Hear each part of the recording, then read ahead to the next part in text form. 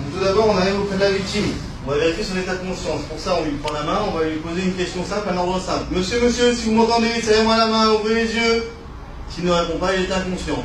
S'il est inconscient, à ce moment-là, il va falloir libérer les voies aériennes. Tout d'abord, on va dégraffer la ceinture et le premier bouton du pantalon pour faciliter la respiration. Éventuellement, s'il y a une cravate ou un col, on va défaire également ce col. Ensuite, on va basculer prudemment la tête en arrière. Pour ce faire, on met une main sur le front, une main sous le menton. On bascule prudemment la tête en arrière. On va vérifier qu'il n'y a rien dans la bouche. Et on va apprécier la respiration en se penchant pour voir l'abdomen se lever et s'abaisser, percevoir le souffle sur sa joue, écouter les bruits du souffle pendant qu'il respire. Ça sur 10 secondes. Lorsque l'on constate qu'il respire, à ce moment-là, il va falloir, comme on l'a vu tout à l'heure, le mettre sur le côté.